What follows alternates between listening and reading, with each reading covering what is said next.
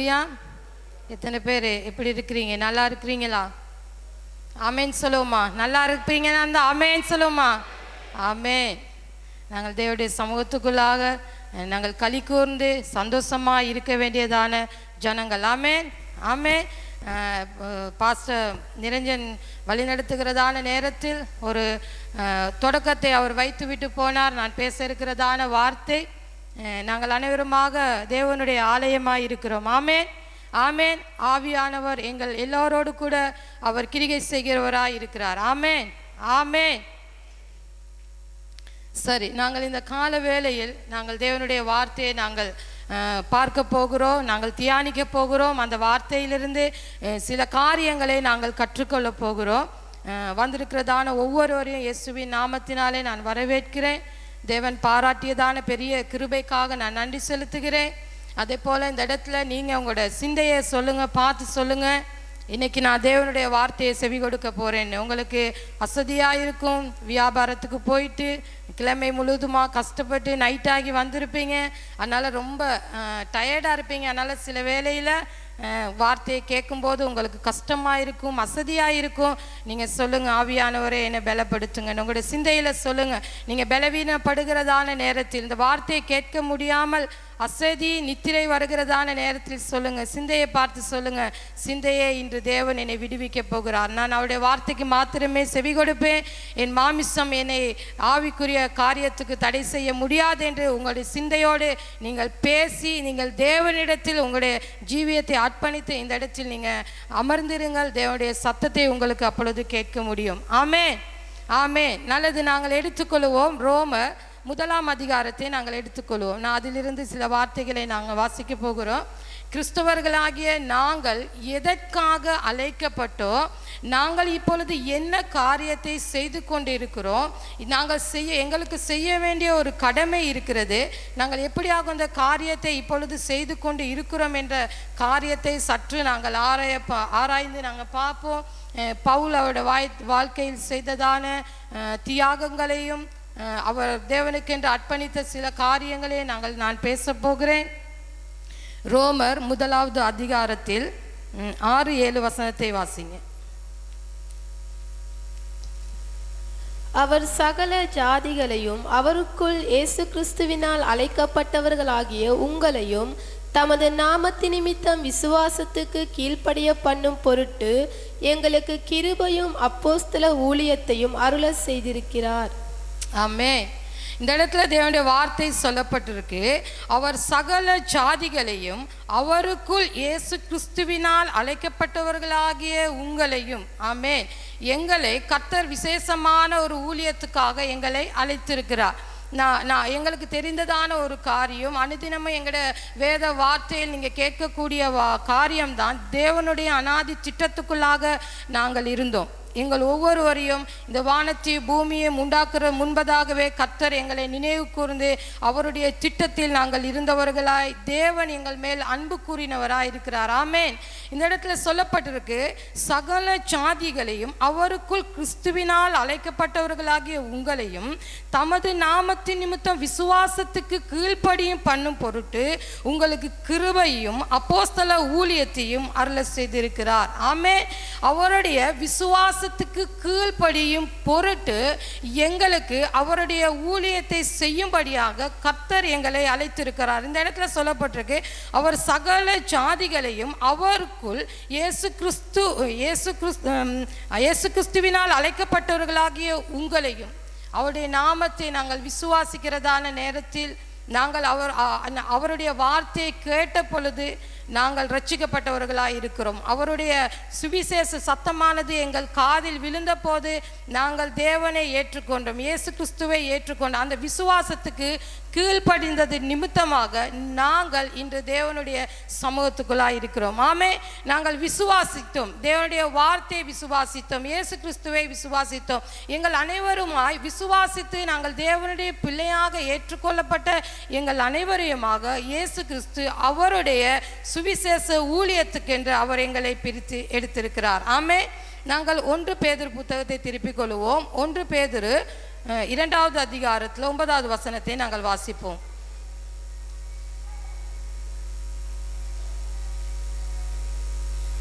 ஒன்று பேதுரு 2:9.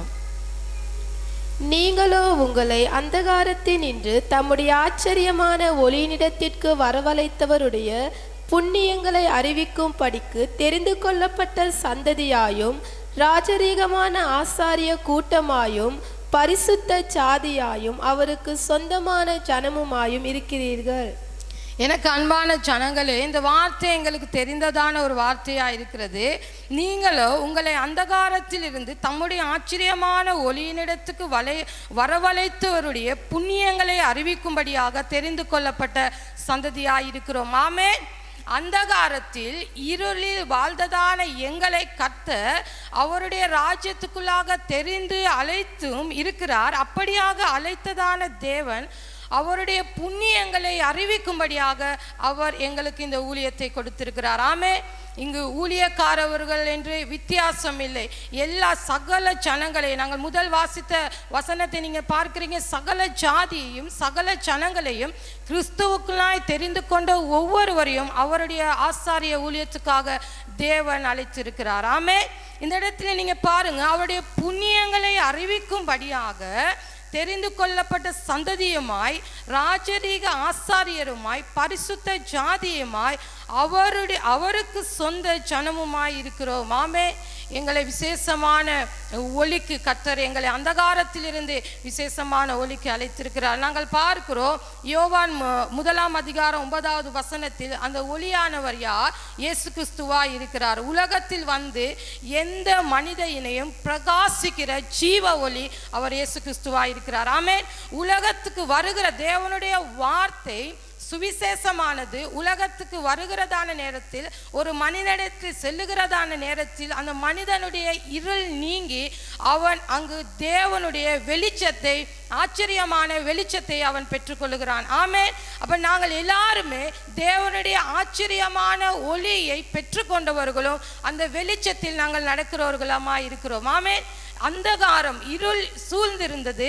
ஒரு நேரம் சத்தியம் தெரியாதிருந்தது. இயேசு கிறிஸ்துவை அறியாதிருந்த ஒரு காலத்திலிருந்து கட்டுகளிலும் அந்தகாரத்திலும் பிசாசானுடைய பலவானுடைய பெரியதான சங்கிலிகளிலும் நாங்கள் கட்டப்பட்டிருந்த நேரத்தில் இந்த ஆச்சரியமான ஒளி மனிதனுக்குள்ளாக வருகிறத நேரத்தில் மனிதன் அங்கு விடுதலை ஆக்கப்பட்டான். ஆமென். ஆமென். கர்த்தர் அவருடைய பலமான ஒளிக்குள்ளாக எங்களை அழைத்திருக்கிறார். ஏன் அழைத்திருக்கிறார் என்றால் அவருடைய புண்ணியங்களை அறிவிக்கும்படியாக.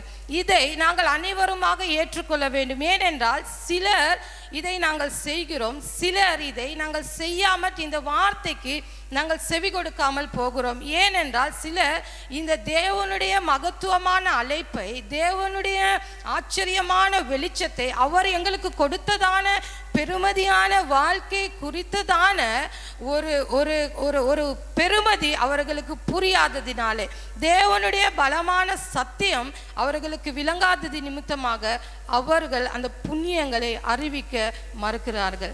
ஏனென்றால் நாங்கள் பார்க்கிறோம் இந்த நாட்களில் எங்களுடைய சபையில் 4ஆம் 5ஆம் 6ஆம் திகதிகளில் நாங்கள் நற்செய்தி கூட்டத்தை நாங்கள் வைக்க இருக்கிறோம்.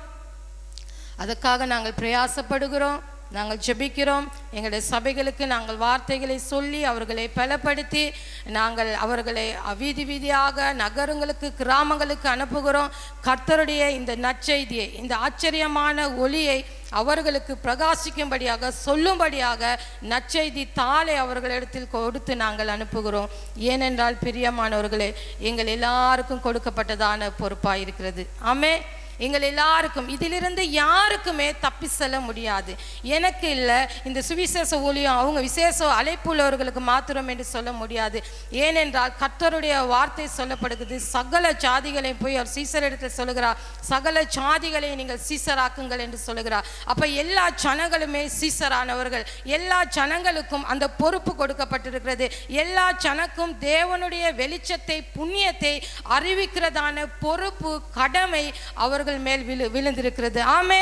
நாங்கள் ஒரு குடும்பத்தில் ஒரு தகப்பனாய் இருக்கிறதான நேரத்தில் அந்த தகப்பன் பிள்ளைகளையும் மனைவிகளையும் காப்பாற்றுகிறவனாக, அவர்களுக்காக உழைக்கிறவனாக தகப்பனானவன் ஒரு குடும்பத்தின் தலைவனாய் இருக்கிறான். பிரியமானவர்களே, எங்களை தேவன் அவருடைய ஆலயத்தில் அழைத்தது, அவருடைய பிரகாசமான ஆச்சரியமான ஒளிக்கு அவர் எங்களை அழைத்தது.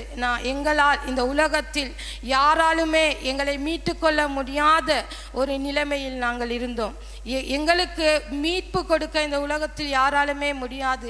எங்கள் பெற்றோர்களால் முடியாது, கனத்துக்குரியவர்களால் முடியாது, படித்த பண்டிதர்களினால் எங்களுக்கு மீட்பு கொடுக்க முடியாது. ஆனால் எங்களுக்கு ஒரு பெரியமான ஒரு சத்தியமான நித்திய ஜீவனை கர்த்தர் எங்களுக்கு ஆயத்தப்படுத்தி வைத்திருக்கிறார். கிறிஸ்தவர்களாகிய எங்களுடைய நோக்கம் அந்த பரம அழைப்புக்குள்ளாக செல்லுவதே, அந்த நித்திய ஜீவனுக்குள்ளாக செல்லுவதே எங்கள் கிறிஸ்தவ நோக்கமாக இருக்கிறது. பிரியமானவர்களே, அதை நாங்கள் மறந்து போகக்கூடாது. நீங்கள் வேலை செய்ய வேண்டும், நீங்கள் வியாபாரம் செய்ய வேண்டும், நீங்கள் பணம் தேடிக்கொள்ள வேண்டும், நீங்கள் உங்களுடைய குடும்பத்தை நீங்கள் பாதுகாக்க வேண்டும், நீங்கள் உங்களுடைய குடும்பத்தை நடத்த வேண்டும். அதை பார்க்கலும் கர்த்தர் உங்களை அழைத்தது அவருடைய பலமான ஆச்சரியமான புண்ணியங்களை அறிவிக்கும்படியாக. ஆமென், ஆமென். இதில் இருந்து யாருக்கும் போக்கு செல்லவும் முடியாது, தப்பி செல்லவும் முடியாது. ஏனென்றால் எங்களுக்கு கொடுத்ததான பொறுப்பாக இருக்கிறது. அவங்க செய்வாங்க, இவங்க செய்வாங்க, இது ஊழியக்காரவங்களுக்கு, இல்லாட்டி இது விசேஷித்த அழைப்பு உள்ளவர்களுக்கு இந்த ஊழியம் என்று சொல்ல முடியாது.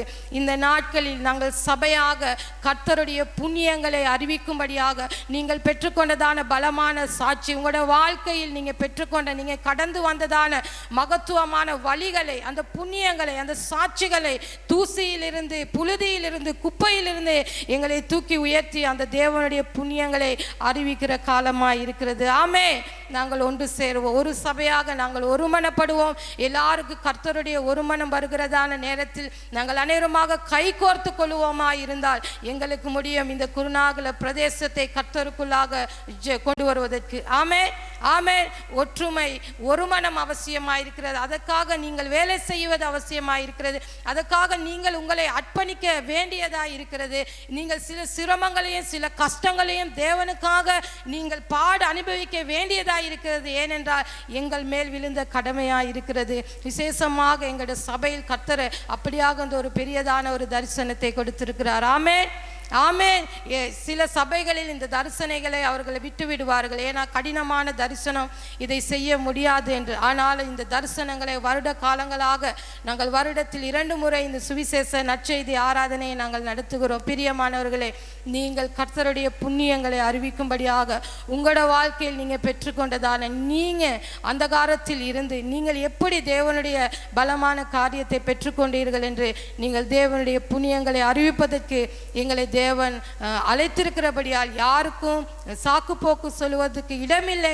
நீங்கள் ஒவ்வொருவரும் இந்த காரியத்துக்கு அர்ப்பணிப்பது அவசியமாக இருக்கிறது. நாங்கள் இன்னொரு வார்த்தையை பார்ப்போம். 1 கொரிந்தியரை திருப்பிக் கொள்வோம். 1 கொரிந்தியர் 6ஆம் அதிகாரத்தில் 19-20 வசனத்தை நாங்கள் வாசிப்போம்.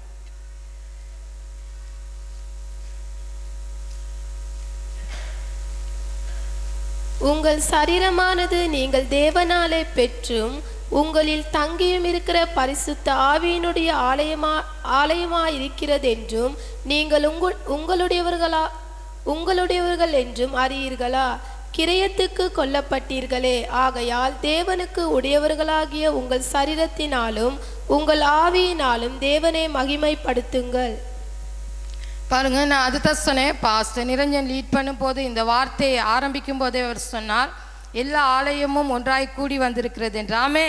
நாங்கள் தேவனுடைய ஆலயமாய் இருக்கிறோம். இந்த இடத்துல அதான் சொல்லப்பட்டிருக்கிறது, உங்கள் சரீரமானது நீங்கள் தேவனாலே பெற்றும் உங்களில் தங்கியும் இருக்கிற பரிசுத்த ஆவியனுடைய ஆலயமாய் இருக்கிறது என்று நீங்கள் உங்களுடையவர் அல்ல என்று நீங்கள் அறிவீர்களாக. கிரயத்துக்கு கொல்லப்பட்டீர்களே, ஆகையால் தேவனுக்கு உடையவர்களாகி உங்கள் சரீரத்தினாலும் உங்கள் ஆவியினாலும் தேவனை மகிமைப்படுத்துங்கள். ஆமென், ஆமென். நாங்கள் கிரயத்துக்கு கொல்லப்பட்டதான ஜனங்களாக இருக்கிறோம். இந்த இடத்துல நாங்கள் பார்க்குறோம், தேவனுடையதான மகத்துவமான அந்த இரத்தமானது அவர் எங்களை அந்த இரத்தத்துக்குள்ளாக விலை கொடுத்து அவர் எங்களை வாங்கிய தேவனாக இருக்கிறார். அதுதான் சொல்லப்படுகிறது, நீங்கள் தேவனுடைய ஆலயமாக இருக்கிறீர்கள் என்று. நாங்கள் தேவனுடைய ஆலயம், அவருடைய ஆவியை பெற்றிருக்கிறோம், அவருடைய சரீரத்தை பெற்றிருக்கிறோம். ஒரு நாள் பிசாசுனுடைய காரியங்களை செய்து கொண்டிருந்தோம், பிசாசுடைய ஆவி எங்களுக்குள் நிறைந்திருந்தது, பிசாசுனுடைய காரியங்களை செய்து கொண்டிருந்தோம். அந்த சுகபோகங்களுக்குள்,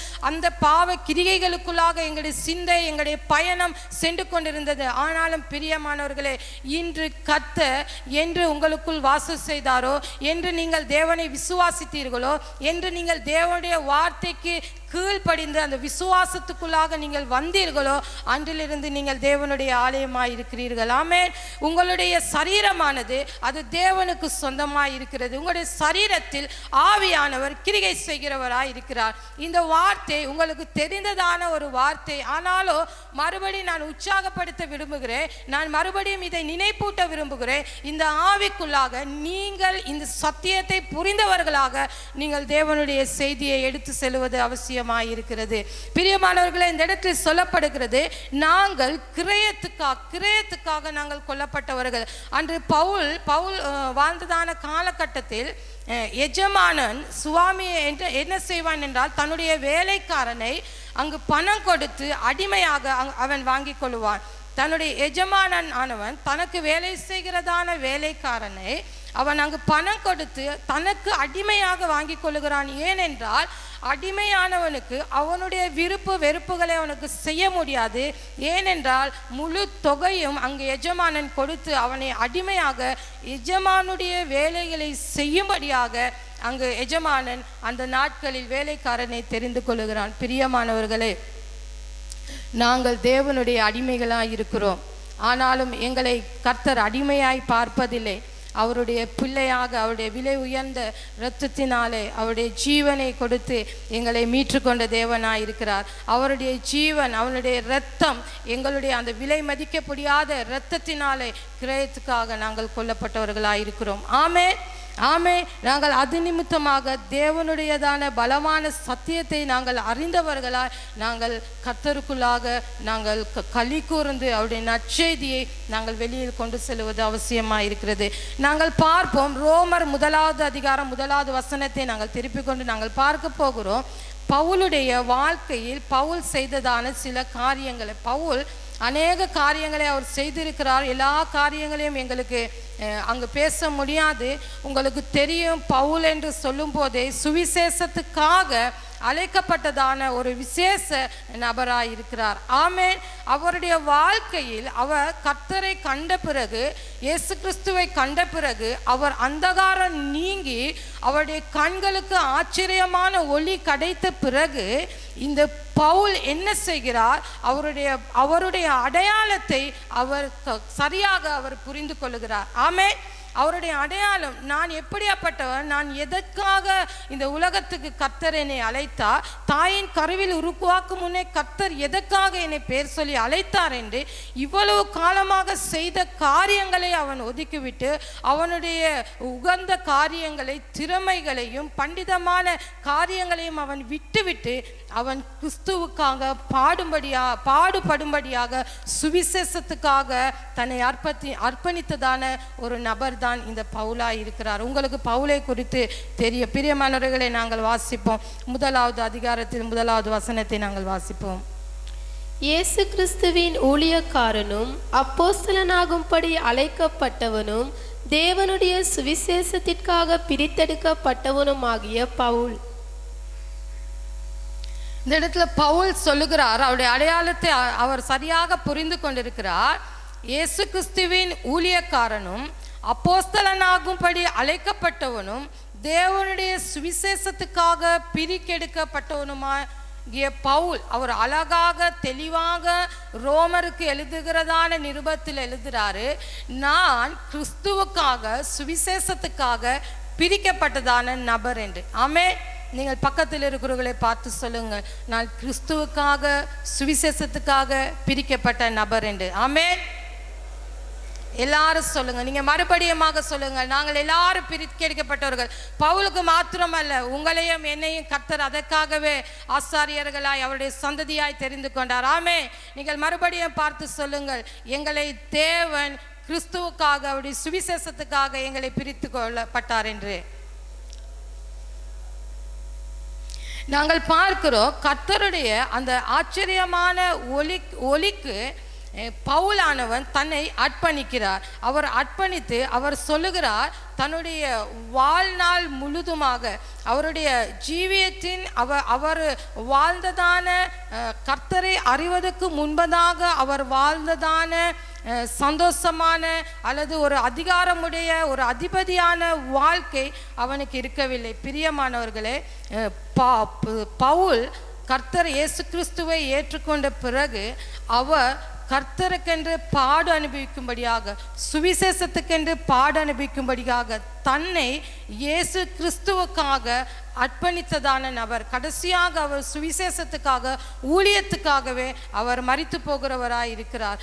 பவுல் தன்னை யார் என்று தேவனுக்குள்ளாக அவர் தன்னை அடையாளப்படுத்தி கொண்டார். என்னை அழைத்த தேவன் இதற்காக என்னை அழைத்தார். நான் இயேசு கிறிஸ்துவின் இரத்தத்தினாலே நான் கிரயமாக நான் கொல்லப்பட்டேன். நான் எனக்கு சொந்தமானவன் அல்ல. இயேசு கிறிஸ்து என்னை வேறு பிரித்திருக்கிறார் இந்த உலகத்தில் இருந்து. பிரியமானவர்கள், இந்த வார்த்தையிலிருந்து நாங்கள் தெரிந்து கொள்ள வேண்டிய ஒரு விடயம்தான், உங்களையும் என்னையும் கர்த்தர் இந்த உலகத்தில் அவர் வேறு பிரித்திருக்கிறார். ஆமென்.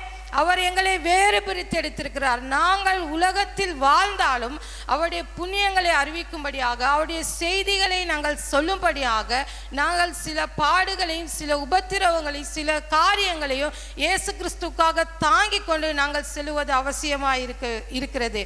முதலாவது, நாங்கள் தெளிவாக வேண்டும், நாங்கள் தெளிவுக்குள்ளாக வர வேண்டும். என்னுடைய ஜீவியம், இந்த கிறிஸ்துவ வாழ்க்கை, நான் அழைக்கப்பட்டதான நோக்கம், இந்த உலகத்தில் நான் செல்லுகிற பயணத்தின் நோக்கம், நான் கிறிஸ்துவுக்காக என்ன செய்ய வேண்டும் என்ற தன்னுடைய அடையாளத்தை இங்கு உறுதிப்படுத்திக் கொள்வது அவசியமாயிருக்கிறது. பவுல் தெளிவாக ரோமருக்கு எழுதும் போது அவர் தன்னை உறுதிப்படுத்துகிறார், நான் இப்படியாக இயேசு கிறிஸ்துவுக்காக சுவிசேஷத்துக்காக நான் வேறு பிரிக்கப்பட்டவன் என்று. பிரியமானவர்களே, நாங்கள் எங்களை குறித்ததான ஒரு தெளிவு எங்களுக்குள்ளாய் வருமாயிருந்தால், நான் இயேசு கிறிஸ்து என்னை அழைத்திருக்கிறார், நான் அவருக்காக பிறந்தவன், என்னுடைய காரியங்கள், என்னுடைய வியாபாரங்கள் அல்லது என்னுடைய சுய தேவைகளை நான் செய்து கொண்டு மீண்டும் மீண்டுமாக நான் வாழுவேனா இருந்தால், கர்த்தர் எங்களுக்காக இரத்தம் சிந்தி எங்களை மீட்டு கொண்டு அவருடைய ஆச்சரியமான புண்ணியங்களை அறிவிக்கும்படியாக உங்களையும் என்னையும் தெரிந்து கொண்டதான அந்த செய்தி எங்களுக்குள்ளாக அங்கு எல்லைப்படுத்தப்பட்டுவிடும், எங்களுக்குள்ளாக அது நிறுத்தப்பட்டுவிடும். நாங்கள் தேவனுடைய அறிவினாலே நாங்கள் வளருகிறவர்களாய் எங்களுடைய அடையாளங்களை நாங்கள் உறுதிப்படுத்தி கொண்டு நாங்கள் வெளியில் செல்வது அவசியமாயிருக்கிறது. எங்களுடைய அடையாளங்களை நாங்கள் உறுதிப்படுத்தும் போது நாங்கள் கிறிஸ்துவுக்குள்ளாக நாங்கள் பலப்படுகிறவர்களாக இருக்கிறோம். ஏனென்றால் பிரியமானவர்களே, நாங்கள் சுவிசேஷ அந்த பத்திரிகையை, செய்தித்தாளை நாங்கள் சுமந்து கொண்டு செல்லுகிறதான வேளையில் எங்களுடைய இருதயத்தில் கர்த்தருடைய ஒரு அன்பும் அவருடைய பலமான வல்லமையும் எங்களை ஏவுகிறது அதை கொண்டு செல்லும்படியாக. அப்படி கிறிஸ்துவின் அடையாளத்தை நாங்கள் பெற்றுக்கொள்ளாவிட்டால், நான் யார், எதற்காக அழைக்கப்பட்டேன் என்று என்னை நான் உறுதி செய்து கொள்ளாவிட்டால், எனக்குள்ளாக அந்த விசுவாசம் இல்லை என்றால் என்னால் தேவனுடைய சமூகத்துக்குள்ளாக அல்லது அவருடைய ஆச்சரியமான புண்ணியங்களை அறிவிக்கும்படியாக எங்களுக்கு கடினமாக இருக்கும். அதை எங்கள் இருதயம் ஏற்றுக்கொள்ளாது. நாங்கள் ஒவ்வொரு நாளும் எங்களுடைய காரியங்களை மாத்திரமே செய்து கொண்டு நாங்கள் நிலைத்திருப்போம். ஆமென். அது நிமித்தமாக இந்த வார்த்தையில் பவுல் அழகாக தன்னை அடையாளப்படுத்துகிறார், நான் அவருக்காக வேறு பிரிக்கப்பட்டவர். இந்த இடத்துல நீங்க இருக்கிற எல்லாருமே நீங்கள் இயேசுவுக்காக வேறு பிரிக்கப்பட்டவர்கள். ஏனென்றால் அவருடைய அந்த விலை மதிக்க முடியாத அவருடைய ஜீவியத்தை அவர் எங்களுக்காக கொடுத்து எங்கள் மேல் அவர் அன்பு செலுத்தினவராக இருக்கிறார். ஆமென், ஆமென். பிதாவானவர் அவருடைய ஒரே பேரனான குமாரனை எங்களுக்கு கொடுத்து இந்த உலகத்துக்கு அவர் அன்பு செலுத்தினார். இந்த அன்பை நாங்கள் உலகத்துக்கு கொண்டு செல்ல வேண்டும். பிரியமானவர்களே, இந்த தேவனுடைய புண்ணியங்களை நாங்கள் உலகத்துக்கு கொண்டு செல்ல வேண்டும். நாங்கள் கொண்டு செல்லாவிட்டால் யாருமே அங்கு கொண்டு செல்வதற்கு இல்லை. பிரியமானவர்களே, நாங்கள் எங்களுடைய பொறுப்புகளிலிருந்து நாங்கள் தவறினோமா இருந்தால் அவர் கர்த்தருடைய காரியத்தை அவர் செய்வார். ஆனாலும் அவருடைய பிள்ளைகளாக நாங்கள் அவருக்காக என்ன செய்கிறோம், என்ன செய்தோம் என்று நாங்கள் சிந்தித்து பார்ப்போம். அல்லேலூயா, அல்லேலூயா. நான் பேசுறது எத்தனை பேருக்கு விளங்குது? நான் மிகவும் சாதாரணமான முறையிலே பேசுகிறேன், பெரிய வார்த்தையிலே சாதாரணமாக இன்று நான் உங்களை இந்த நற்செய்திக்காக, இந்த ஆராதனைக்காக உங்களை ஊக்குவிப்பதே என்னுடைய ஒரு பெரியதான வாஞ்சையாக இருக்கிறது. ஆமே. ஏனென்றால் சபையாக நாங்கள் ஒன்று சேர வேண்டும், சபையாக நாங்கள் கைகோர்த்து வேண்டும். சிறிய பெரிய நாங்கள் அனைவரும் பிரியமானவர்களே, நாங்கள் வேலை செய்யும் போது எங்களுக்கு முடியும் பெரியதான ஒரு காரியத்தை எங்களால் பெற்றுக்கொள்ள முடியும். எங்களுடைய பெரிய சிஸ்டர் வெள்ளிக்கிழமை பிரசங்கம் எடுத்தாங்க. அவங்க என்ன சொன்னாங்கன்னா, உலகத்தை கலக்க அல்லது தேவ பலத்தினால் உலகத்தை புரட்டுவதற்கு எங்களால் முடியும். அப்படியான தேவ பலன் எங்களுக்கு கர்த்தர் கொடுத்திருக்கிறார். ஆமே ஆமே. நீங்கள் அந்த பலனை, நீங்கள் அந்த அடையாளத்தை நீங்கள் பெற்றுக்கொள்ளும் வரை அல்லது நீங்கள் அறியும் வரை அந்த பலன், அந்த ஆச்சரியமானதான கர்த்தருடைய காரியங்களை உங்களால் செய்யவும் முடியாது, உங்களுடைய கண்களினால் பார்க்கவும் முடியாது. ஆமே ஆமேன். அதுதான் நான் சொல்லுகிறேன். பவுல் அவர் உறுதிப்படுத்திக் கொண்ட எல்லா பாடுபட்ட சந்தர்ப்பங்களிலும் அவர் தன்னுடைய நிலையிலிருந்து அவர் மாறவில்லை. பாடுபட்ட நேரத்தில் கூட அவர் கர்த்தருடைய சுவிசேஷங்களை அவர் அறிவித்தார். அவர் மரண பரிந்தயம் கர்த்தருக்கு அவர் கடைசியாக பவுலுடைய மரணமானது அவர் சொல்லுகிறார். அவர் கடைசியாக 2 தீமோத்தி எழுதும் போது அவர் சிறைப்பட்டிருக்கிறார். அவருடைய மரணம் அங்கு எழுதப்பட்டிருக்கிறது. அவர் சொல்லுகிறார், நான் மரித்து போகிறேன். மரிக்கிற தருவாயில் அந்த தீமோத்திக்கு எழுதிய 2வது நிருபத்தில் அவர் எழுதி சொல்லுகிறார், நான் மரிக்க போகிறேன், ஆனாலும் என் மரணமானது கர்த்தருக்குள்ளாக சுகந்த வாசனையாக அங்கு ஏற்றுக்கொள்ளப்படும், எடுத்துக்கொள்ளப்படும் என்று தன்னுடைய மரணத்தை குறித்து இப்படியாக பவுல் சொல்லுகிறார். ஆமென் ஆமென். பவுல் சுவிசேஷத்துக்காக அவர் சொல்லுகிறார், நான் மரணம் அடைய போகிறேன், ஆனாலும் என் மரணமானது அங்கு தகன பலியாக ஒரு ஆடை, கர்த்தர் பழைய ஏற்பாடில் உங்களுக்கு தெரியும், ஆடை பலி செலுத்தி அந்த பலியை தேவனுக்கு சுகந்த வாசனையாக செலுத்துவார்கள். இங்கு பவுல் சொல்லுகிறார், தன்னுடைய மரணத்தை குறித்து அவர் கவலைப்படவில்லை. நான் சிறையில் இருக்கேன், நான் மரித்து போகிறேன் என்று பவுல் அங்கு கவலைப்படவில்லை. அவர் சொல்லுகிறார், என்னுடைய மரணமானது அங்கு தேவனுக்கு முன்பதாக சுகந்த பலியாக ஏற்றுக்கொள்ளப்படும். நான் அவருக்காக என்னுடைய ஜீவியத்தை அர்ப்பணிக்கவும் நான் இப்பொழுது ஆயத்தமாக இருக்கிறேன் என்று சொல்லுகிறார். ஆமென் ஆமென். பவுலுடைய வாழ்க்கையை நீங்கள் வாசிப்பீர்களா இருந்தால், அவர் மாதிரி உபத்திரவப்பட்டவரும் கர்த்தருக்காக, சுவிசேஷத்துக்காக, இயேசு கிறிஸ்துக்காக அவரை போல பிரயாசப்பட்டவரும் அர்ப்பணித்தவரும் பாடுகள் அனுபவித்தவரும் யாருமே இல்லை. பிரியமானவர்களே, நாங்கள் எங்களுடைய அடையாளத்தை உறுதிப்படுத்திக் கொள்ள வேண்டும். நாங்கள் வல்லமை உள்ளவர்கள். கர்த்தர் எங்களுக்கு வல்லமையை கொடுத்திருக்கார், கர்த்தர் எங்களுக்கு பலனை கொடுத்திருக்கார். அவருடைய பலம் எங்களுக்கு இன்னும் புரியவில்லை. பிரியமானவர்களே, நாங்கள் கர்த்தருடைய பலத்தோடு செல்லுகிற நேரத்தில் எங்களுக்கு முடியும் அந்தகாரத்தை அங்கு உடைத்து போடுவதற்கு, அங்கு எரிகோ போன்ற இருக்கிறதான மதிலை உடைப்பதற்கு எங்களுக்கு முடியும். எங்களுடைய அடையாளத்தை உறுதிப்படுத்தி கொண்டு, கிறிஸ்துவுக்காக நான் வேறு பிரிக்கப்பட்டவன், நான் பலத்தில் நிறைந்தவன், கிறிஸ்துவுடைய ஆவியானவர் எனக்குள்ளாய் இருக்கிறது, என்னுடைய சரீரமானது அது கர்த்தர் தங்குகிற ஆலயமாய் இருக்கிறது என்று நாங்கள் எங்களுடைய அடையாளங்களை உறுதிப்படுத்திக் கொள்வோமா இருந்தால், பவுலை போல எங்களுக்கு முடியும் எங்களுடைய சபையில் பெரிய ஒரு மாற்றத்தை கொண்டு வருவதற்கு. ஆமென் ஆமென். எத்தனை பேரை அதற்காக நீங்கள் கை கோர்த்து கொள்ளுகிறீங்க? நீங்க உண்மையாய் கை கோர்த்து கொள்ளுகிறேன் என்று நீங்கள் சொல்லுவீர்களா இருந்தால், உங்களுடைய அனைவரின் கரங்களை நீங்கள் உயர்த்தி காண்பியுங்கள். தேவன் உங்களுக்கு சாட்சியா இருக்கிறார். ஆமே. உயர்த்திய எல்லா கரங்களையும் கர்த்தர் காண்கிறார். ஆமே. அவர் பார்த்து கொண்டிருக்கிறார். நாங்கள் ஒன்று இணைவோம், நாங்கள் ஒருமனப்படுவோம். நீங்கள் வந்து பேசுங்க, போதகரிடத்தில் நாங்கள் என்ன செய்ய வேண்டும் பாஸ்டர், நாங்கள் இதுக்காக எப்படி அர்ப்பணிக்க வேண்டும், நாங்கள் பெரிய காரியத்தை செய்வோம், நாங்கள் பெரிய அறுவடை செய்வோம், இந்த குருநாகல பிரதேசத்தை நாங்கள் தேவனுக்காக நாங்கள் கொண்டு வருவதற்கு பாஸ்டர் நாங்கள் ஏதாவது செய்வோம் பாஸ்டர். நீங்கள் எங்கள் போதகரோடு எங்களோடு இந்த சபையாக ஒரு குடும்பமாக கர்த்தருடைய ஆலயமாக நாங்கள் கை கோர்த்து கொள்வோம். ஆமென் ஆமென். எல்லாருக்கும் விளங்குச்சா? நாங்கள் கர்த்தருக்கு மிகுந்த ஒரு பலமான கரகோஷங்களை தட்டி எங்களுடைய தேவனுடைய நாமத்தை நாங்கள் மகிமைப்படுத்துவோம்.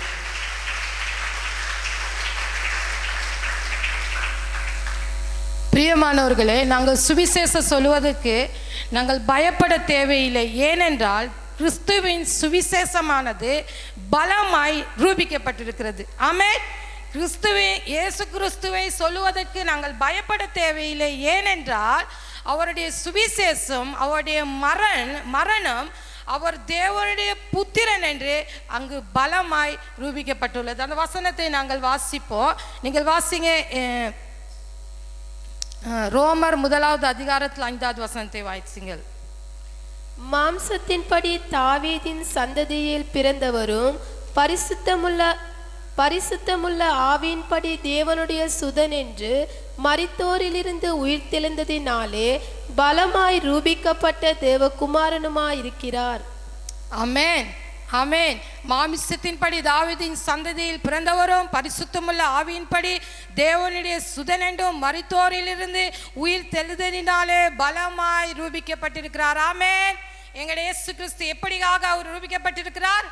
அவர் எங்களுக்கு நிரூபித்திருக்கிறார். அவர் பலமாய் மரணத்தை தோற்கடித்து எழுததான இயேசு கிறிஸ்து உங்களோடு கூட இருக்கிறார். பிரியமானவர்களே, அவர் கடைசி நிமிடம் அவர் எங்களுக்கு சொல்லிவிட்டு சென்றதான வார்த்தை தான், நான் உலகத்தின் கடைசி பரிந்தயம் நான் உங்களோடு கூட இருப்பேன், நீங்கள் போய் சகல ஜாதிகளையும் சீசராக்குங்கள் என்று. ஆமென், ஆமென். வானத்தையும் பூமியையும் படைத்ததான சர்வ வல்லமை நிறைந்ததான தேவன் சொல்லுகிறார், இந்த உலகத்தின் கடைசி பரிந்தயம் நான் உங்களோடு கூட இருப்பேன் என்று. ஆமென். இதை விட எங்களுக்கு வேற என்ன தேவை? எங்களுக்கு என்னுடைய மகன் என்னோடு கூட இருக்கிறார், அல்லது என்னுடைய தந்தையார், தாயார், சகோதரர்கள், நண்பர்கள் என்னோடு கூட இருக்கிறார்கள். நாங்கள் சுவிசேஷம் சொல்ல போவோம் என்று சொன்னால் நாங்கள் பயப்படலாம். ஆனாலும் இந்த இடத்தில் வானத்தையும் பூமியையும் படைத்து சர்வ வல்லமை நிறைந்த தேவன் அவர் சொல்லுகிறார், இந்த உலகத்தின் கடைசி பரிந்தயம் நான் உங்களோடு கூட இருப்பேன், நீங்கள் புறப்பட்டு போய் சகல ஜாதியும் அங்கு சீசராக்குங்கள் என்று. ஆமே, சகல ஜாதியும் சீசராக்குவது எங்கள் மேல் விழுந்ததான பெரியதான கடமையாயிருக்கிறது. ஆமே, நாங்கள் அதை செய்ய வேண்டும். நாங்கள் இன்னொரு வார்த்தையை நாங்கள் வாசிப்போம். கர்த்தருடைய மகத்துவமான அன்பை குறித்து நாங்கள் பார்க்க போகிறோம். எபிரேயர் 2ஆம் அதிகாரத்தை நாங்கள் திருப்பிக் கொள்வோம். எபிரேயர் 2வது அதிகாரத்திலே 13-14வது வசனத்தை நாங்கள் வாசிப்போம். நான் அவரிடத்தில் நம்பிக்கையாயிருப்பேன் என்றும், இதோ நானும் தேவன் எனக்கு கொடுத்த பிள்ளைகளும் என்றும் சொல்லியிருக்கிறார். ஆதலால் பிள்ளைகள் மாம்சத்தையும் இரத்தத்தையும் உடையவர்களாயிருக்க அவரும் அவர்களைப் போல மாம்சத்தையும் இரத்தத்தையும் உடையவரானார். மரணத்துக்கு அதிகாரியாகிய பிசாசானவனை தமது மரணத்தினாலே அழிக்கும் படிக்கும். ஆமென், ஆமென். இந்த ஒரு வார்த்தை எங்களுக்கு போதுமா இருக்கிறது. ஆமென். பாருங்க, இந்த இடத்துல இந்த வார்த்தை சொல்லப்பட்டிருக்கிறது, கர்த்தர் எங்களுக்காக அவருடைய பிள்ளைகள் எப்படியானவர்களா இருந்தார்களா? பிள்ளையானவர்கள் மாமிசமும் இரத்தத்தினாலும் உடையவர்களாய் இருக்க எங்களுடைய இயேசு கிறிஸ்து அவர் பிதாவாய் சிங்காசனத்தில் பரலோகத்தில் இருந்ததான அந்த இயேசு கிறிஸ்து வார்த்தையை சொல்லுகிறது, அவருடைய பிள்ளைகள் மாமிசமும் இரத்தமுமாய் இருக்க இயேசு கிறிஸ்து எங்களுக்காக மாம்சமும் இரத்தமாகி மனுஷனாக இந்த உலகத்துக்கு வந்தார் என்று. ஆமென், ஆமென். ஏனென்றால் எங்களோடு கூட ஒரு பெரிய நெருங்கிய தொடர்பை வைத்துக்கொள்ள அவருக்கு விருப்பமாக இருந்தது. ஆமென். நாங்கள் பிதாவானவர் எங்கள் இயேசு கிறிஸ்து பரலோகத்தில் இருக்கும் போது ஒரு அந்நியமான ஒரு தூரமான நிலைமை இருந்தது அங்கு. பிரியமானவர்களே, அந்த தூரமான நிலைமையை கிறிஸ்துவுக்கும் பிதாவுக்கும் எங்களுக்குமா இருந்ததான இடைவெளியை நிரப்புவதற்கு அவர் மாமிசமாய் இரத்தமாய் பிள்ளைகள் அப்படியான பட்டவர்களாய் இருக்கிறபடியால் அவர் மாமிசம் இரத்தமுடைய சரீரமாய் இந்த உலகத்துக்கு வந்தவராய் இருக்கிறார். ஆமென். ஏன் அப்படி வந்தார் என்று அடுத்த வசனம் சொல்லப்படுகிறது, 15வது வசனம். அவர் ஏன் அப்படி வந்தார் என்றால், சதா கால மரணத்துக்காக நியமிக்கப்பட்டிருந்த எங்களை, சதா கால மரணத்துக்காக அடிமைகளாக நியமிக்கப்பட்டிருந்த எங்களை விடுவிக்கும்படியாக மாமிசமாய் இரத்தமாய் எங்களுக்காக இந்த பூமிக்கு இயேசு கிறிஸ்து வந்தார். ஆமென், ஆமென். என்னப்பா இயேசு கிறிஸ்து பூமிக்கு வரவே இல்லை அப்படின்ற மாதிரி இருக்கிறீங்க? கையை உயர்த்தி எல்லாம் சொல்லுங்க. ஆமென், ஆமென். இந்த சத்தியம் உங்களுக்கு புரியலையா? இது எப்படியாக அந்த சத்தியம் தெரியுமா? அவர் சொல்றாரு, அவருடைய பிள்ளைகள் மாமிசமும் இரத்தமாய் உடையவர்களாய் இருக்க இயேசு கிறிஸ்து என்ன செஞ்சாரா? பிதா அங்க இருக்கிறாரு, அந்த எங்களுக்கு ஒரு தொடர்பு இல்லை, ஒரு ஐக்கியம் இல்லாதபடியால் அந்த இடைவெளியை போக்குவதற்கு இயேசு கிறிஸ்து மாமிசமாய் இரத்தமாய் மனிதனாக எங்களோடு உறவாடுவதற்கு, இந்த மாமிசத்துக்குள்ளாய் உறவாடுவதற்காக அவர் இந்த பூமிக்கு வந்த தேவனாய் இருக்கிறார். அல்லேலூயா சொல்லுமா? அல்லேலூயா. எங்களுடைய இயேசு கிறிஸ்து அப்படியாதான அன்புள்ளதான இயேசு கிறிஸ்து. இந்த சத்தியத்தை நீங்கள் விளங்கிக் கொள்ளுங்க. எங்களை அவர் எப்படி நேசிச்சிருக்கிறாரு, அந்த அன்பை, அந்த ஆச்சரியமான ஒளியை, அந்த அடையாளத்தை, அந்த பலமான சுவிசேஷத்தை நாங்கள் மாத்திரம் அனுபவித்தால் அது சரியா? சொல்லுங்க நீங்களே. இல்லை பிரியமானவர்களே, அவர் மனுஷனாக, அவர் சர்வ வல்லமை நிறைந்த தேவன், எங்களோடு உறவாட. நாங்கள் யார் அவரோடு உறவாட? பாவியான அசுத்தமான ஜனங்கள். பிரியமானவர்களே, பரிசுத்த நிறைந்த சர்வ வல்லமை நிறைந்த தேவன் அவர் எங்களை போல் ஆனார். ஏனென்றால் எங்களுக்கு அவரை புரிய வைக்கும்படியாக அவர் எங்களை போல வந்து இந்த உலகத்தில் பலவிதமான சோதனைகளையும் பாடுகளையும் அவர் அனுபவித்தார். மனிதனுடைய துக்கமும் வேதனையும் அவருக்கு நன்றாகவே அவருக்கு தெரியும். ஆமேன், ஆமேன். அவர் என்ன தேவன் தானே, எல்லாத்தையும் தாங்கிக்கிட்டாருன்னு நாங்கள் சொல்லக்கூடாது. அவர் பூமியில் 100க்கு 100ஆக மனிதனாக வாழ்ந்து பாடுகளை அனுபவித்து அவருடைய பிள்ளைகளுக்காக அந்த ஜீவனை கொடுத்த பரம பரிசுத்தமான மகத்துவமான அன்புள்ளதான எங்கள் பிதாவாக இருக்கிறார். ஆமென், ஆமென். நாங்கள் இன்னொரு காரியத்தை நாங்கள் பார்ப்போம். ரோமர் 1வது அதிகாரம் 16வது வசனத்தை நாங்கள் வாசிப்போம்.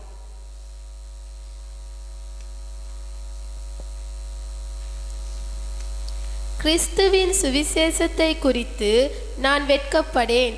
முன்பு யூதரிலும் பின்பு கிரேக்கரிலும் விசுவாசிக்கிறவன் எவனோ அவனுக்கு ரட்சிப்பு உண்டாவதற்கு அது தேவ பெலனாயிருக்கிறது.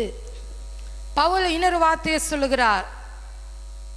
அவர் சொல்லுகிறார், சுவிசேஷத்தை குறித்து நான் எவ்வளவேனும் வெட்கப்படேன். ஏனென்றால் அந்த சுவிசேஷத்தை அனுபவித்த ரட்சிக்கப்பட்டதான அவர் சொல்லுகிறார், அது எனக்கு தேவ பலனாய் இருக்கிறது.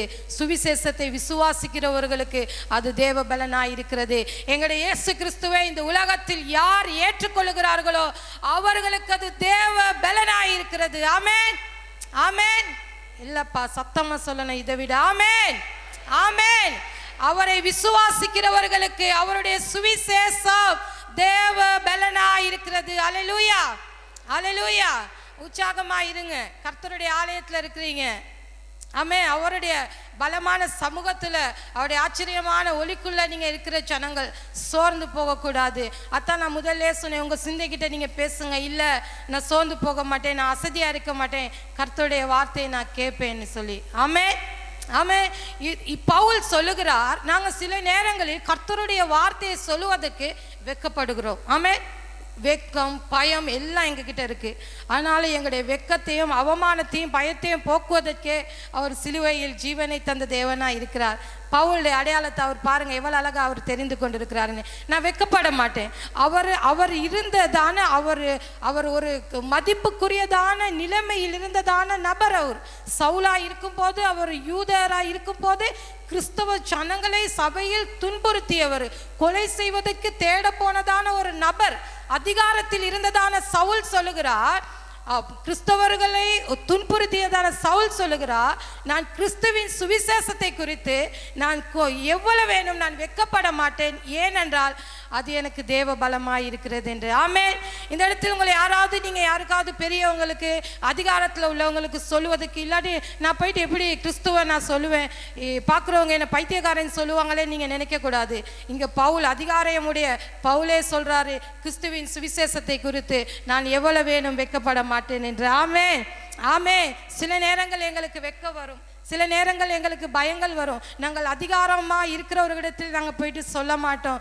ஏனென்றால் வெட்கம் எங்களுடைய வெட்கத்தை போக்குவதற்கு சிலுவையில் ஜீவனை தந்த அவரை குறித்து நாங்கள் வெட்கப்படக்கூடாது. பிரியமானவர்களே, பவுல் தைரியமாக சொன்னார். அதிகாரம் உடையவர்களிடத்தில் அவன் போய் சுவிசேஷத்தை சொன்னான், ராஜாக்களிடத்தில் போய் சுவிசேஷத்தை சொன்னான். தனக்கு மரணம் வரும் என்று தெரிந்தும் நான் கிறிஸ்துவுக்காக இதை செய்வேன் என்று பவுல் உறுதியாய் தன்னுடைய அடையாளத்தை அவர் உறுதிப்படுத்தி கொண்டார். நான் வேறு பிரிக்கப்பட்டிருக்கிறேன் கர்த்தருக்காக, இயேசு கிறிஸ்துக்காக, அவருடைய ஊழியத்துக்காக, சுவிசேஷத்துக்காக என்று பவுல் இந்த இடத்தில் சொல்றார். நான் எவ்வளவு வேணும் நான் வெட்கப்பட மாட்டேன். கர்த்தரை குறித்து சொல்ல, அந்த ஆச்சரியமான ஒளியை குறித்து சொல்ல, அந்த சமாதானத்தை, அந்த ஒளியை பெற்றுக்கொண்ட நான், அந்த சமாதானத்தில் நடக்கிற நான் எதற்கு நான் வெட்கப்பட வேண்டும்? அது நிமித்தமாக அது எனக்கு தேவ பலனாய் இருக்கிறது என்று அவர் அறிந்தது நிமித்தமாக நிமித்தமாக அவர் சொல்லுகிறார், மற்ற ஜனங்களுக்கு போய் எனக்கு தேவபலனாய் இருந்த அந்த சுவிசேஷத்தை நான் சொல்ல வேண்டும் என்று அவர் நினைத்து அவர் எல்லாரிடத்திலும் அவர் கடைசி பரிந்தையும் கிறிஸ்துவை அறிவிக்கிறதான பணியில் அவர் ஈடுபட்டவராய் இருக்கிறார். ஆமென், ஆமென். எனக்கு பிரியமானவர்களே, நான் இன்னும் ஒரு சில வார்த்தைகளை நான் காட்டிவிட்டு நான் என்னுடைய ரட்சிப்பின் சாட்சியை சொல்வதற்கு நான் ஆசையாக இருக்கிறேன். அது நிமித்தமாக நாங்கள் வேகமாக போவோம். ரோமர் 10ஆம் அதிகாரம் 3வது வசனத்தை நாங்கள் திருப்பிக் கொள்வோம். ரோமர் 10ஆம் அதிகாரம் 3வது வசனம். எப்படி என்றால், அவர்கள் தேவ நீதியை அறியாமல் தங்கள் சுயநீதியை நிலைநிறுத்த தேடுகிறபடியால் தேவ நீதிக்கு கீழ்ப்படியாதிருக்கிறார்கள். இந்த இடத்தில் தேவ நீதியும் சுயநீதியும் இந்த இடத்தில் சொல்லப்படுகிறது. ஒரு சுயநீதி, இது தேவ நீதியா இருக்கிறது. சிலர் என்ன செய்கிறார்கள், தேவ நீதியை நிறைவேற்றுக்கு பதிலாக சுயநீதியை நிறைவேற்றி கொண்டிருக்கிறார்கள். எனக்கு பிரியமானவர்களே, நியாய பிரமாணத்தின் கிரிகை இருந்தது. நியாய பிரமாணம் கொடுக்கப்படுகிறதான நேரத்தில் நியாய பிரமாணத்தில் இருந்து மனிதனுக்கு தேவன் கட்டளை கொடுத்திருந்தார், கற்பனைகளை கொடுத்திருந்தார். இதை செய்தாய் நீ பிழைப்பாய் என்று நியாய பிரமாணம் அவர்களுக்கு சொல்லப்பட்டது. நீர் இதை செய்தால் உனக்கு இந்த நிலைமை கிடைக்கும், இதை செய்தாய் நீ பிழைப்பாய் என்று ஒரு வழியை, ஒரு கிரிகையை செய்யும்படியாக அங்கு நியாய பிரமாணம் எழுதப்பட்டது. பிரியமானவர்களே, இங்கு சுயநீதியும் தேவ நீதியும் என்று சொல்லப்படுகிறதான நேரத்தில் தேவனுடைய நீதியானது விசுவாசத்தினாலே உண்டாகும் நீதியாயிருக்கிறது. ஆமென். நாங்கள் அங்கு நியாய பிரமாணம் கிரிகை செய்ய வேண்டியதாக இருக்கிறது. இங்கு தேவனுடைய நீதி நாங்கள் கிரிகை செய்ய தேவையில்லை, நாங்கள் விசுவாசிக்க வேண்டியதாக இருக்கிறது. அந்த விசுவாசம் எங்களை நீதிமானாக்குகிறது. ஆமென், ஆமென். நாங்கள் பார்க்கிறோம், நோவா கர்த்தரை விசுவாசித்தான். சொல்லுங்க பாப்பா மிச்சத்தை. அது கர்த்தருக்கு எப்படியாக எண்ணப்பட்டது? ஆபிரகாம் கர்த்தரை விசுவாசித்தான். சொல்லுங்க, அது தேவனுக்கு முன்பதாக நீதியாக எண்ணப்பட்டது. ஆமென், ஆமென். இங்கு யூதர்கள், இதை நான் சுருக்கி நான் உங்களிடத்தில் சொல்லுகிறேன். அவர்கள் இயேசு கிறிஸ்துக்கு முன்பதாக தன்னுடைய சுய நீதிகளையே அவர்கள் அங்கு முன்வைத்தார்கள். தேவ நீதியை அவர்கள் தள்ளிவிட்டார்கள். பிரியமானவர்களே, கிறிஸ்து எங்களுக்குள்ளாக வந்த பிறகு நாங்கள் கிறிஸ்துவை விசுவாசிக்கிற விசுவாசத்தினாலே நாங்கள் நீதிமானாக்கப்பட்டிருக்கிறோம். ஆமென், ஆமென். நாங்கள் ஒன்றுமே செய்ய தேவையில்லை, நாங்கள் எங்களுக்கு எந்த கிரியையும் செய்ய தேவையில்லை. பிரியமானவர்களே, நாங்கள் சொல்ல வேண்டிய காரியம் என்ன தெரியுமா? நியாயப்பிரமாணம் இதை நீ செய்ய என்று சொல்லப்பட்டிருக்கிறது. ஆனாலும் இயேசு கிறிஸ்துவின் கிருபையோ அவர் எங்களுக்கு என்ன செய்தார் என்பதை நாங்கள் சொல்லுவதாயிருக்கிறது. ஆமென். என்ன நியாயப்பிரமாணம் அவர் இதை எங்களுக்கு செய்ய சொன்னார். ஆனாலும் எங்களுடைய சுவிசேஷம் கிருபை வரமானது அவர் எங்களுக்காக என்ன செய்தார் என்பதை நாங்கள் சொல்ல வேண்டும். ஆமென். பக்கத்தில் இருக்கிறவர்களை பார்த்து சொல்லுங்க, அவர் எங்களுக்காக என்ன செய்தார் என்பதை நாங்கள் சொல்ல வேண்டும் என்று சொல்லுங்க. சில பேர் சொல்ல மாட்டேங்கிறீங்க, முகத்தை மட்டும் பார்க்குறீங்க. எல்லாம் சொல்லுங்க, இயேசு கிறிஸ்து எங்களுக்காக என்ன செய்தார் என்ற தான நீதியை நாங்கள் சொல்ல வேண்டும். ஆமென். இன்று நீங்களும் நானும் கர்த்தருக்குள்ளாக நீதிமானாக்கப்பட்டிருக்கிறோம். எங்களுடைய கிரிகையின் நிமித்தமாக அல்ல, நான் இதை செய்ததின் நிமித்தமாக, நான் 10 கட்டளைகளை கை கொண்டதின் நிமித்தமாக, நியாய பிரமாணங்களை சரியாக நான் கடைபிடித்தது நிமித்தமாக அல்ல. பிரியமானவர்களே, பாவியிலும் பெரும்பாவியாக இருந்த எங்களை கிறிஸ்துவினுடைய சுவிசேஷம் அங்கு அவரை விசுவாசத்தின் நிமித்தமாக எங்களை நீதிமானாக்கப்பட்டிருக்கிறது. நாங்கள் கர்த்தருடைய தேவ பிள்ளைகளாய் இருக்கிறோம். ஆமென், ஆமென். நாங்கள் இன்னொரு வசனத்தை நாங்கள் பார்ப்போம். ரோமர் 4ஆம் அதிகாரம் 5வது வசனத்தை நாங்கள் வாசிப்போம்.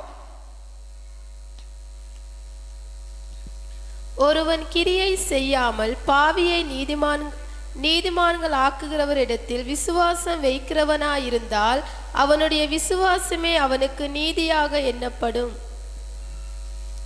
4:5 தானே சொன்னீங்க? 4வது வசனத்தை நான் வாசிக்கிறேன், கேளுங்க. 4:5 பார்ப்போம். கிரிகை செய்வனுக்கு வருகிறதான கூலி கிருபை என்றப்படாமல் கடன் என்றப்படும். ஒருவன் கிரிகை செய்யாமல் பாவியை நீதிமான் ஆக்குறத்தில் விசுவாசம் வைக்கிறவனாய் இருந்தால் அவனுடைய விசுவாசமே அவனுக்கு நீதியாக எண்ணப்படும். ஆமே, நான் பேசியதான காரியங்கள் இது. கிரிகை செய்கிறவனுக்கு வருகிறதான கூலி கிருபை என்று எண்ணப்படாமல் அங்கு சொல்லப்படுகிறது அது கடன் என்று எண்ணப்படும். கிரியை செய்கிறவனுக்கு வருகிறதான கூலி அங்கு கிருபை என்றப்படாமல் அது கடன் என்றப்படும். ஆனாலும் கர்த்தருடைய கிருபை எங்களுக்குள்ளாக வரும்போது 5வது வசனம் சொல்லும்போது, ஒருவன் கிரியை செய்யாமல் பாவியை நீதிமானாக்குறவிடத்தில் விசுவாசம் வைக்கிறவனாயிருந்தால் அவனுடைய விசுவாசமே அவனை நீதிமானாக்குகிறது. ஆமே ஆமே. கர்த்தரை நாங்கள் விசுவாசிக்க போது நாங்கள் கிரியை செய்ய தேவையில்லை. இந்த இடத்தில் வார்த்தை தெளிவாக சொல்லுகிறது, கிரியை செய்கிறவனுடைய கூலி அங்கு கடன் என்று எண்ணப்படும்.